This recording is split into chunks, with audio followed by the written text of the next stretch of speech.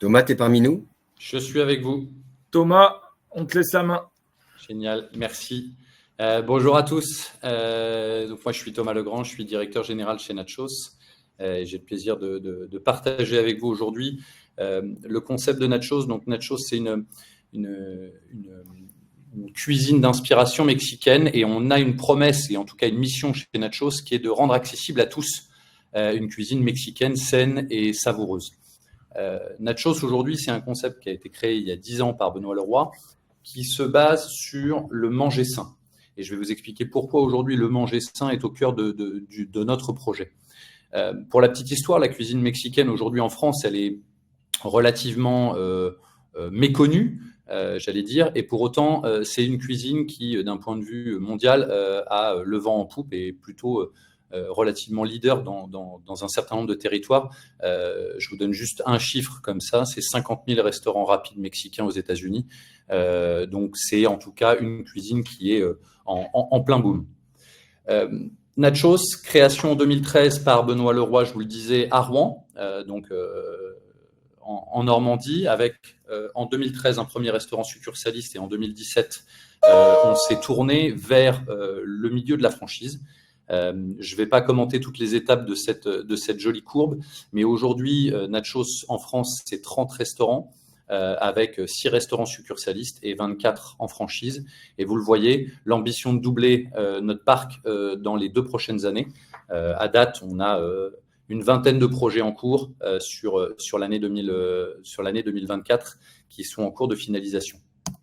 Ce qui fait aujourd'hui l'authenticité et la différenciation chez Nachos, je vais vous la résumer en 3 points. La qualité de nos ingrédients. Aujourd'hui, Jeanne le disait précédemment, mais je pense que c'est quelque chose qui est très important pour l'ensemble de nos auditeurs du jour. On travaille des produits qui sont des produits frais. On travaille des viandes qui sont françaises. On travaille aujourd'hui aucun produit surgelé quand on parle de cuisine chez Nachos. Et pourquoi je parle de cuisine? Parce qu'aujourd'hui, les sauces, notre guacamole, le riz, nos haricots, tout est fait aujourd'hui dans nos restaurants, sur place, tous les jours.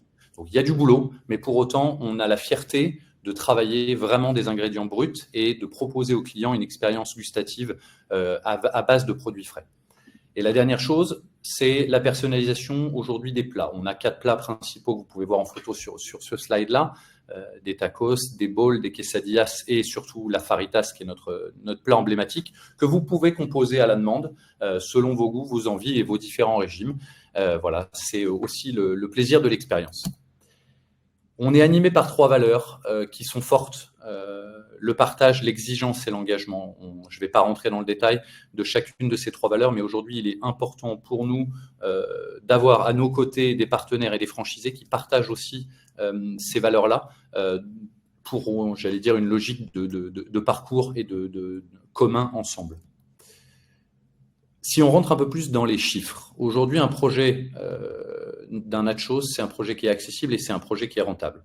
On parle d'un CAPEX autour de 300 000 € pour une surface qui va entre 100 et 200 mètres carrés, mais j'y reviens sur la slide d'après. Pour ça, aujourd'hui, on demande un apport de 75 000 €. On a un droit d'entrée qui est de 25 000 € plus 10 000 au niveau de la formation, donc 35 000 en droit d'entrée packagé. La redevance aujourd'hui qui est demandée aujourd'hui pour une franchise Nachos, c'est 5 plus 1, soit 6% du chiffre d'affaires hors taxe. Un chiffre d'affaires aujourd'hui en année 3 chez Nachos tourne autour du 1 million d'euros hors taxe. Et on a des food costs, alors soit entre 29 et 31, parce qu'on a 2 grilles de prix en fonction de la taille des villes, mais globalement, on va dire 31% de food cost, tout compris, emballage inclus. Une masse salariale qui tourne autour de 25% et un ticket moyen à 18 € TTC. Ça, c'est pour les métriques aujourd'hui du projet. En termes d'implantation, centre-co, centre-ville, retail park, aujourd'hui, on a un modèle qui en tout cas fonctionne dans les 3 typologies d'emplacement. On va globalement d'un emplacement qui doit faire à peu près une centaine de mètres carrés minimum, encore qu'on a un restaurant aujourd'hui qui en fait 60, donc on sait travailler aussi sur des surfaces plus petites, mais on recommande en tout cas une surface entre 100 et 200 mètres carrés. Une terrasse, important en tout cas dans une logique de visibilité quand on est restaurateur. Et j'insiste sur le sujet, une gaine d'extraction d'un diamètre de 200, puisqu'aujourd'hui on fait la cuisson de nos viandes sur place, donc pour éviter toute nuisance, on demande une gaine de 200 dans nos restaurants. Pour finir, et on l'a dit, la thématique aussi aujourd'hui, c'est l'accompagnement qu'on peut apporter à nos franchisés. Aujourd'hui, nous, on vous aide en tant que franchisé à trouver vos locaux. On vous aide dans les logiques de financement auprès de nos banques partenaires ou auprès d'organismes de caution mutuelle. On a une logique très forte en termes d'e-learning et de formation. On demande à un franchisé 5 semaines de formation dans un de nos restaurants pilotes. On est là à l'ouverture. Il y a nos animateurs réseau qui seront là pendant la semaine d'ouverture pour vous accompagner, pour former vos équipes, mais également un plan de communication qu'on veut puissant et personnalisé à chacune de nos ouvertures. Et l'idée derrière l'ouverture, c'est surtout pas de vous laisser dans la nature, bien au contraire, mais de continuer de vous accompagner par des visites terrain qui sont régulières, par des outils de pilotage qu'on a et qu'on propose dans une sorte de pack digital pour nos franchisés, une vraie dynamique marketing sur la logique de dynamisation de nouvelles recettes, de nouveaux produits, de programmes de fidélité, de communication sur lesquels on vous accompagne, et bien entendu, des temps d'échange qu'on a de façon privilégiée avec chacun de nos franchisés. Donc voilà un peu aujourd'hui ce qu'est Nachos en quelques mots. Forcément, c'était toujours trop court. On aimerait avoir plus de temps pour vous en parler. Si c'est le cas, on se tient à votre disposition. Alors Jeanne, tu as eu une bonne idée de mettre ton nom, ton QR code et ton adresse email. Je la repiquerai sur la prochaine présentation. Mais voilà, n'hésitez pas. On les transmettra, Thomas. On les transmettra à l'issue et à l'ensemble des participants. Ils auront l'ensemble de vos coordonnées, portable, mail. Aucune inquiétude là-dessus. On fera le relais. Ça marche. En tout cas, merci Thomas pour cette presse. Je crois que c'était très clair. Nickel. C'est concis, mais c'est extrêmement clair.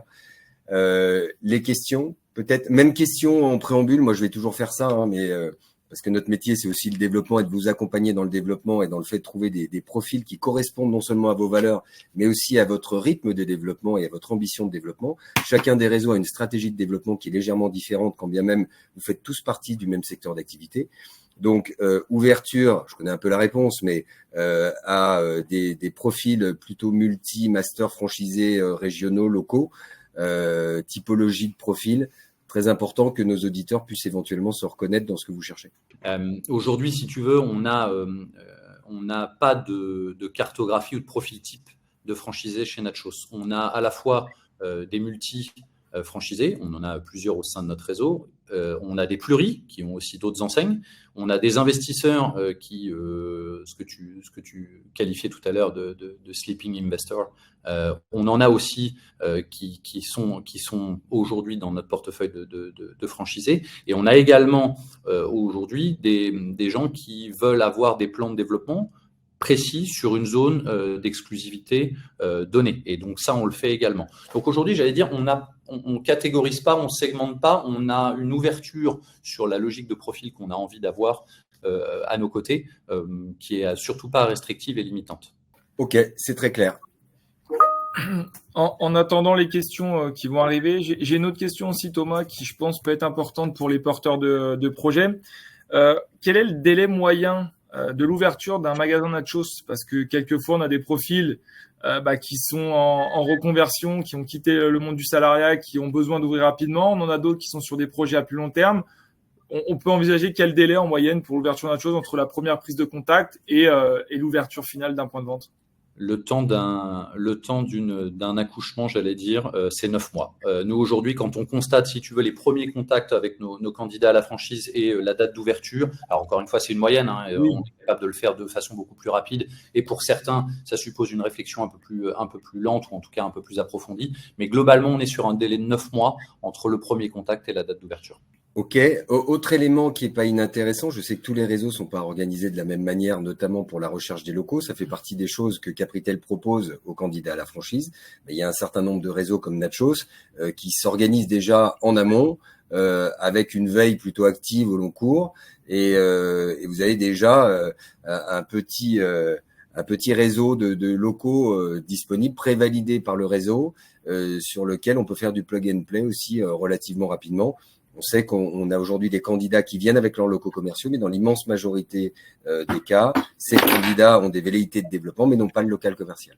Ouais, non, mais tout à fait. Et nous, l'idée, c'est pas de les citer, mais on a un partenaire avec qui on travaille en amont sur la logique de recherche de locaux commerciaux pour des centres commerciaux et également un autre partenaire avec lequel on bosse sur la partie plutôt des centres-villes.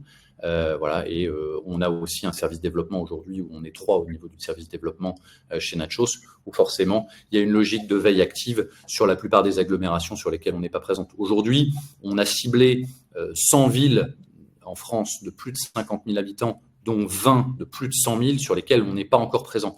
On a certes une trentaine de points de vente, mais pour autant, il y a encore une centaine de villes en France sur lesquelles on peut aller mettre un drapeau Nachos. Donc, il est forcément utile et surtout nécessaire d'être hyper actif sur cette logique de veille pour les locaux. Peut-être aussi un point, parce que pour avoir travaillé avec vous aussi déjà par le passé, ça fait partie des points qui sont importants, je pense, pour les gens qui nous écoutent. C'est l'organisation qui est mise à disposition des franchisés tout au long de leur parcours d'intégration, finalement. Votre petit process d'intégration, c'est si tu devais en toucher quelques mots.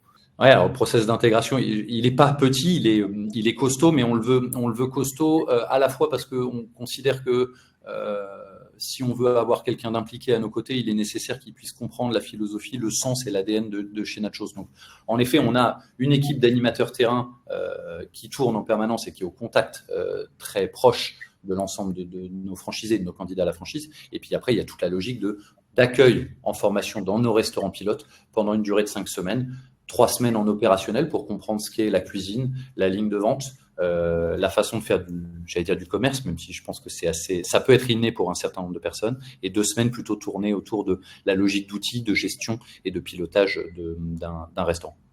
On a une question, Thomas, qui est arrivée concernant l'approvisionnement des restaurants. Comment ça se passe? Est-ce qu'il y a une obligation d'achat auprès de la centrale de 100%? Comment ça s'articule pour les franchisés? Alors, c'est au même titre un peu que ce que Jeanne expliquait avec la cuisine centrale précédemment. Nous, on a un catalogue de fournisseurs qu'on a référencés, des métros, des Pomona ou des gens comme ça avec qui nous on fait des accords nationaux et avec qui on incite nos franchisés à passer. Donc, on est sur une gamme de 80% de la carte qui doit être commandée via ces fournisseurs-là. Et de l'autre côté, il y a toujours une latitude à la marge pour chaque franchisé d'aller faire ses commandes sur place. Ok, très bien. Bon, là, une question, donc d'autres arrivent forcément. Si je trompe pas, si je dis pas de bêtises, il n'y a pas de cuisine centrale chez Nachos. Du coup, par rapport aux livraisons, c'est simplement les packaging et les autres matériels qui sont livrés. Et du même participant, on a une question concernant la partie plutôt mobilier déco. Est-ce qu'il y a une latitude possible? Est-ce que tout doit être pris et doit être fait au concept Nachos? Comment ça se passe aussi sur cette partie plutôt matériel, capex, décoration? Alors, sur la partie produit, oui, on a, nous, une centrale d'achat aussi internalisée sur la logique notamment de tout ce qui est packaging, emballage, pour notamment destiné à la livraison. Sur tout ce qui va être les produits frais, c'est le catalogue de nos fournisseurs référencés. Concernant tout ce qui est agencement déco ou autre, on a un concept assez clair et donc on accompagne aussi nos franchisés dans cette démarche sur la partie travaux et sur la partie conception et agencement pour lequel, si tu veux, on a vraiment un cahier des charges architectural et de concept qui est relativement clair. Aujourd'hui, si tu veux, on garantit un coût de travaux en agencement pur, hein, je parle hors coût de la cuisine, à 1 450 € du mètre carré pour des candidats à la franchise. Et on l'a vu, là, on a ouvert 10 restaurants depuis le début de l'année. Le 1 450 € est tenu sur chacun des projets sur lesquels on accompagne nos franchisés en la matière. Parfait. Merci beaucoup, Thomas. Merci, Thomas. Merci à tous, merci de votre écoute et puis on reste disponible en cas de questions complémentaires. Parfait.